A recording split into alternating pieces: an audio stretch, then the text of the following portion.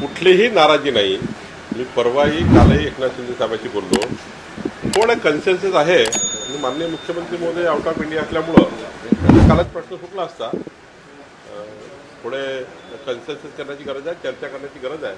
मला वाटतं कुठल्या चर्चेतनं मार्ग निघून जाईल। पण पालकमंत्री पदाची नियुक्ती करत असताना तिन्ही नेत्यांची चर्चा झाली होती का उपस्थित होते? आम्ही सर्व चर्चा केली, मी स्वतः त्या ठिकाणी आहे, सर्व चर्चेमध्ये सहभागी होतो। पण काही गोष्टी अशा असतात की ज्या एका ठिकाणी दोन ठिकाणी 3 लोक आहेत। आता आम्ही साताऱ्याला आमच्याकडे शिवेंद्रराजे आहेत, जयकुमार गोरे आहेत, नंतर शंभूराजे गेले।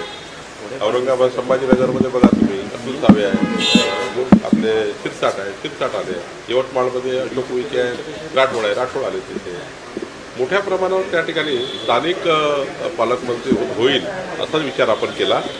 पण ज्या ठिकाणी थोडं आम्हालाही वाटतं की तिघांनी म्हणून जे काही ठरवलं आहे त्या ठरवण्यापैकी बऱ्यापैकी झाला। 99% आमचे मार्ग निघाले। 1-8% जागेमध्ये आता राहिला आहे तर मला लवकर निघेल। पण रायगड संदर्भामध्ये संजय भरत गोगावले वारंवार मागणी करत होते, मात्र ती मागणी फेटाळल्यानंतर कुठे आंदोलनं देखील पाहायला मिळाली। मला वाटतं की आंदोलन करण्याचा हा इश्यूच नाही आहे। जेव्हा आपण महायुतीचे सरकार चालवतो तेव्हा 19-20 गोष्टी होत असतात।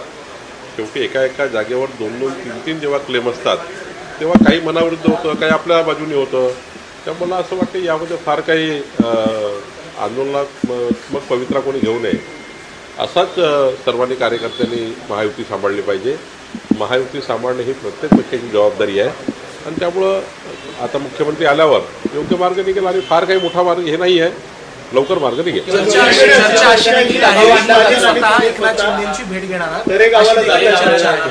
मी कुठंच जात नाही आहे, मी दिवसभरात पार्टी कार्यालयात आहे, मंत्रालयात आहे, त्यामुळं असा काही माझा दौरा नाही आहे। सैफ अली प्रकरणावरून भाजपावर महाविकास आघाडीचे नेते आता आरोप करतात की बांगलादेशच्या हा विषय आणून भाजप वेगळं राजकारण त्यांनाच करायचं आहे। शेवटी पोलिसांनी अत्यंत स्पष्टपणे गुन्ह्याची भूमिका मांडली आहे, पार्श्वभूमी मांडली आहे। विरोधकांना नेहमीच अशी वाईट सवय आहे महाराष्ट्र अशांत करण्याची। त्यामुळं जो गुन्हा आहे आणि ज्या गुन्ह्याची वस्तुस्थिती आहे ती आपल्या सर्वांसमोर आली आहे। आता विरोधकांनी सुद्धा अशा गुन्ह्याचं राजकारण करू नये, या गुन्ह्यामध्ये लवकर तपास व्हावा आणि आरोपीला शिक्षा व्हावी अशी भूमिका घेतली पाहिजे। नेते सांगतात की संबंधांच्या 20 आमदार संपर्कात कदाचित शिंदेच्या अजून खूप पाडून संबंधांना ताकद दिली जाईल। असं आहे, जेव्हा त्यांना सत्तेतून बाहेर गेल्यावर जी त्यांची मानसिक पराभव झाला आहे आणि त्यांना आता ते विरोधी पक्षाच्याही परिस्थितीमध्ये काँग्रेस किंवा आमचे विरोधी पक्ष नाही आहे, त्यामुळे त्या मानसिकतेतनं ते आता बाहेर निघालं नाही आहे। एखाद्या घटनेवरनं त्यांनी अशा पद्धतीच्या मानसिकता तयार करणे किंवा असं बोलणे काही योग्य नाही आहे। आमची महायुती भक्कम आहे, प्रचंड मोठं बहुमत आहे। आमचे निर्णय योग्य पद्धतीने करण्याकरता आम्ही थांबून करतो आहे। शेवटी कोणताही निर्णय घाईघाईत करणे योग्य नाही। महायुतीमध्ये 3-3 पक्ष, 4-4 पक्षाची भूमिका आम्हाला विचारात घ्यावी लागतं। त्यामुळे थोडे विचार होतात, थोडं लेट होतो, थोडं थांबावं लागतं। मला वाटतं आम्ही योग्य पद्धतीने करतो आहे। विजय वडेट्टीवारांनी सध्या 5 वर्ष कुठला विचार करू नये, 5 वर्षांनी चांगलं काम करावं, जनतेमध्ये जावं, काँग्रेसला पुन्हा उभारी द्यावी। नंतर आमच्यामध्ये जे काही ते सांगतात हे झालं ते झालं, आमच्याकडे लक्ष न येता आमच्या महायुतीकडे लक्ष देतात, त्यांनी महाविकास आघाडीकडे लक्ष द्यावं। आमच्या पक्षाकडे लक्ष देतात, त्यांनी काँग्रेस पक्षाकडे लक्ष द्यावं, जेणेकरून थोडा काँग्रेसला उभारी मिळेल जर योग्य पद्धतीने काँग्रेसच्या नेत्यांनी काँग्रेसकडे लक्ष दिलं तर।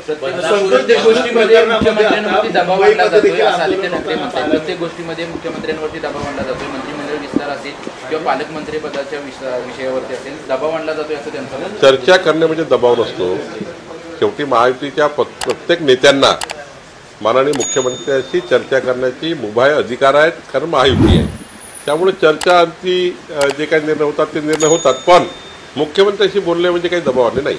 25 तारखेला सर्व पक्षांकडून आता आंदोलन आहे ते मुंबईत होताना पाहायला मिळणार आहे। संतोष देशमुख प्रकरणामध्ये आज शरद पवारांच्या भेटीसाठी उद्धव ठाकरे दाखल केले। जेव्हा जेव्हा देवेंद्र फडणवीस सरकार महाराष्ट्रात आलं तेव्हा महाराष्ट्राला अशांत करण्याचा प्रयत्न विरोधकाकडून झाला, नेहमीच झाला।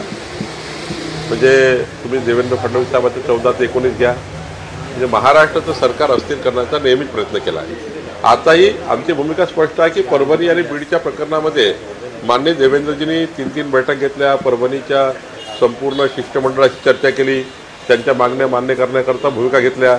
आता मागण्या मान्य करण्याची बैठक आणि मोर्चा काढण्याची बैठक 24 तास आहे. 24 तासात असा कसा निर्णय होतो की एकदा शिष्टमंडळ येतं, देवेंद्रजींशी बोलतं, त्यामध्ये मार्ग निघतात आणि दुसऱ्याच दिवशी पुन्हा लाँग मार्चचा निर्णय होतो. लाँग मार्च काढण्याकरता आमची मनाई नाही आहे, पण ज्या पद्धतीने निर्णय होतात ते याचा अर्थ काही राजकीय शक्ती अशा आंदोलनाला मागून पाठबळ देत असतं. मला वाटतं की थोडं जरा बीडच्या प्रकरणात आणि परभणीच्या प्रकरणामध्ये हे थोडं समजून घ्यायची गरज आहे की सरकार पूर्ण न्याय देण्याच्या भूमिकेमध्ये आहे, सरकार पूर्ण ॲक्शन मोडमध्ये आहे. अशा स्थितीतही मोर्चे काढले जात आहे, अशा स्थितीमध्येही महाराष्ट्र अशांत करण्याचा प्रयत्न करतायत. ही भूमिका जी आहे ही 14 पासून आम्ही बघतो आहे आणि ती कंटिन्यू करणार आहे हे आम्हाला माहिती आहे. पण आम्ही यातून पुरून उडू आणि आमचं सरकार हे बीडच्या प्रकरणात आणि परभणीच्या प्रकरणामध्ये योग्य पद्धतीचं शासन करेल, योग्य पद्धतीने आरोपीला त्या ठिकाणी जेरबंद करेल आणि योग्य पद्धतीने आरोपीला अंतिम शिक्षा होतपर्यंत महाराष्ट्र सरकार काम करेल. अक्षय शिंदेचा एन्काउंटर झाला होता, त्याच्यावरती कोर्ट पोलिसांनी जे संरक्षणास्त्र सांगितलेलं ते कुठेतरी संशयास्पद आहे. अशा प्रकारचा न्यायालयीन समितीचा अहवाल जो आहे तो सादर करण्यात आलेला आहे मुंबई उच्च न्यायालयात. याकडे कशा प्रकारे बघतात? नाही, मला त्या अहवाल काही मी वाचला नाही आहे, त्यामुळं या अहवालावर टिप्पणी करणे मी आत्ता योग्य तरी वाटत नाही. कारण न्यायालयाचा कुठला अहवाल आहे, कुठल्या जो समितीने अहवाल दिला आहे तो मला त्याचा एकदा बघावं लागेल, मगच बोलावं लागेल. दिलं नाही असं देखील विरोधकांकडून म्हटलं जातं. कोणाला? धनंजय मुंडेंना वाचवण्यासाठी कुठेतरी पालकमंत्रीपद पण दिलं गेलं नाही असं ते म्हणतात. असं आहे की धनंजय मुंडेंनी स्पष्ट भूमिका मांडली. धनंजय मुंडेंनी सांगितलं आहे की जोपर्यंत बीडचे जी ती परिस्थिती निर्माण झाली आहे त्या परिस्थितीवर संपूर्ण समाजाचं मन आणि जो गुन्हा झाला आहे त्या गुन्ह्यामध्ये आरोप प्रत्यारोपामध्ये जे लोक त्या ठिकाणी करतायत त्याऐवजी मी दूर राहतो आणि दूर राहिलेलं बरं. त्यामुळं मला वाटतं अजितदादांनी योग्य निर्णय घेतला आहे. अजितदादा तिथले पालकमंत्री झाले आहेत. ज्या दिवशी हा सर्व संशय कल्लोळ थांबेल, ज्या दिवशी लोकांचे मनं साफ होतील त्या दिवशी अजितदादा काही निर्णय करतील. पण मला वाटतं धनंजय मुंडेंनी घेतलेली भूमिका योग्य आहे आणि सरकारने घेतलेली भूमिका योग्य आहे, अजितदादांनी घेतलेली भूमिका योग्य आहे आणि माननीय मुख्यमंत्र्यांनी पालकमंत्र्याबद्दल घेतलेली भूमिका योग्य आहे.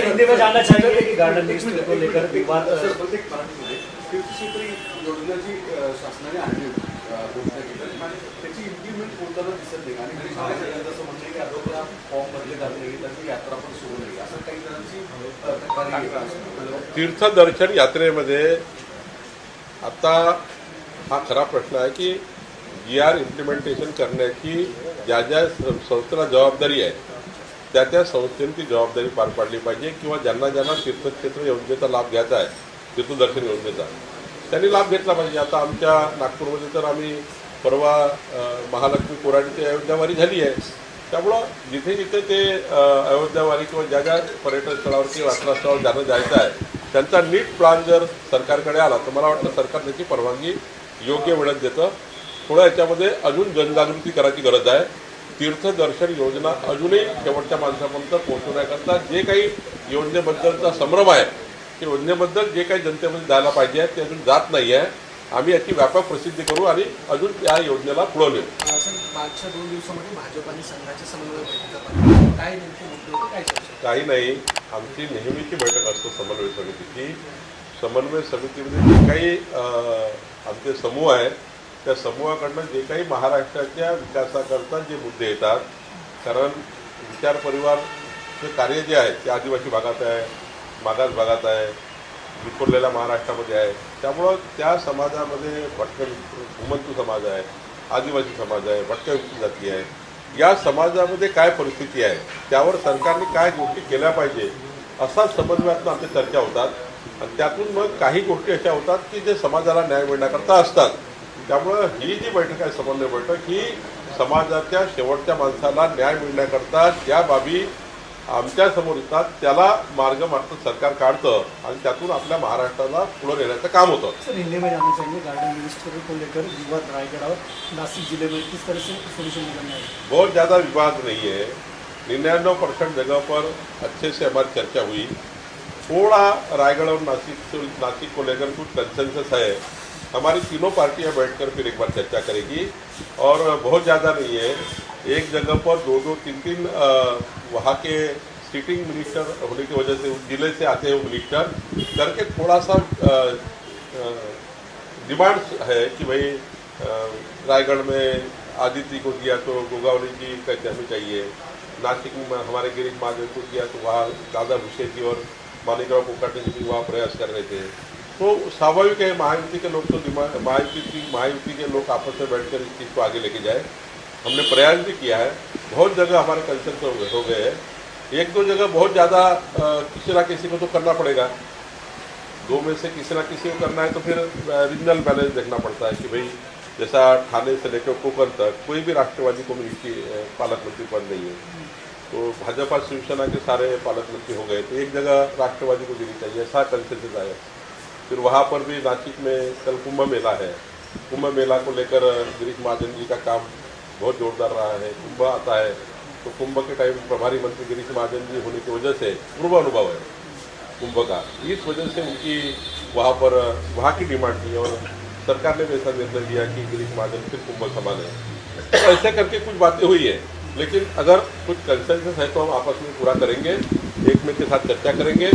और मुझे लगता है कि इतना बड़ा सारा हमारा महायुति में इतना सामने हम चले गए हैं, तो एक छोटी सी चीज़ के लिए कुछ महायुति में गड़बड़ नहीं। सर, कांग्रेस के नेता और यूनिटी के नेता संजय राउत का एक बयान सामने आया।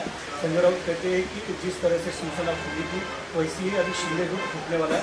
भारतीय जनता पार्टी के संपर्क में जो उदय सामंत उनके MLA है। संजय राउत दिन में सपना देखते हैं, तो आज बड़ा सपना देख लिया, ऐसे सपने देखते रहते वो और ऐसे तर्क निकालते रहते हैं। ऐसा कोई तर्क नहीं है, शिंदे जी सक्षम नेता है, महाराष्ट्र के मुख्यमंत्री रह चुके, उनका एक भी विधायक शिंदे जी के शब्द के बाहर नहीं है, शिंदे जी के वोट के बाहर नहीं है।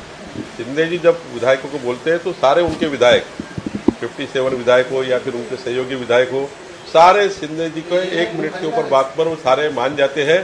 शिंदे जी अपने आप में बहुत मजबूत है, एक बड़े नेता है, उनको उद्धव ठाकरे जी की बराबरी नहीं करनी चाहिए। उद्धव ठाकरे जी विधायक को मिलते ही नहीं थे, शिंदे ऐसे एक्सेसिबल नेता है कि सारे विधायकों से रोज बात करते हैं, सारे विधायकों से रोज चर्चा करते हैं। उद्धव ठाकरे जी की सेना क्यों फूट गई, इसका कारण था एक्सेस नहीं था, बात होती नहीं थी, कोई किससे बात करे, कोई चर्चा होती नहीं थी और जो ताकत देनी चाहिए विधायकों को वो मिलती नहीं थी। शिंदे जी ने पूरे विधायकों को ताकत दी है, इसलिए शिंदे जी के विधायक कभी इधर भी एक भी विधायक, मेरा चैलेंज है, जिन्होंने बात की उनको चैलेंज है, एक भी विधायक शिंदे साहब के विधायक को फोन करके देखिए, एक तो फोन करके देखिए, शिंदे साहब से दूर होना है किसमें हिम्मत? शिंदे जी के विधायक इतने पक्के हैं को लेकर और शिवसेना को लेकर, शिंदे जी के विधायक हिंदू हृदय सम्राट बाला साहेब ठाकरे जी के विचारों को काम करने वाले, इसलिए वो कभी फूट नहीं सकते। और उनके तरफ जो था विसंवाद था, संवाद नहीं था, किससे बात करे, कौन बात करेगा, तो इसलिए वो सारे विधायक वहाँ डिस्टर्ब थे, इसलिए वहाँ फूट हुई, वहाँ सच्चे लोग बाहर निकले और एक अच्छी सरकार बनाई। सर, शिंदे तो अभी फिलहाल नाराज है, आप जाने वाले? शिंदे जी नाराज नहीं है, मेरे से कल भी बात हुई, परसों भी बात हुई है, कोई नाराज, किसने बताया नाराज है? आपने देखा है? ऐसी खबर आपने सुना है, आपने देखा है? भाई वो गांव जाते हैं हर हफ्ता 2 हफ्ते में, तो गांव गए तो क्या नाराजगी है? क्यों नाराज रहेंगे? देखिए हर विषय पर उनका ही कंसेंसस होता है, हर विषय पे उनके साथ चर्चा होकर ही काम होता है। हर विषय महायुति में शिंदे साहब बगैर होता नहीं है और हर निर्णय शिंदे साहब को पूछ के माननीय मुख्यमंत्री जी करते हैं, हम लोग करते हैं। मुझे लगता है केवल वो गांव गए तो आप नाराज हो गए ऐसा बोलते हैं, इसलिए मुझे लगता है कुछ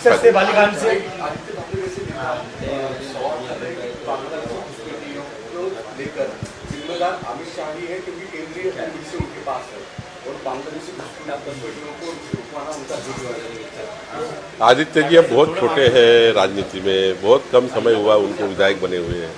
भाई साहब जरा समझ लीजिए, मुंबई में जिस प्रकार से ऐसे लोगों को सहारा मिलता है, देखिए आरोप प्रत्यारोप का समय नहीं है, लेकिन माननीय अमित भाई ने जिस प्रकार से सीमाओं को सुरक्षित किया है, हमारे प्रधानमंत्री मोदी जी के नेतृत्व में हमारी केंद्र की सरकार इतनी ज़्यादा मजबूत है। आप जब घुसे होगे वो समय पूरी सरकार ने ध्यान दिया होगा, लेकिन जिस प्रकार से आते हैं लोग उसके बाद उसके ऊपर क्या एक्शन होती है इसके ऊपर बहुत सा निर्णय होता है।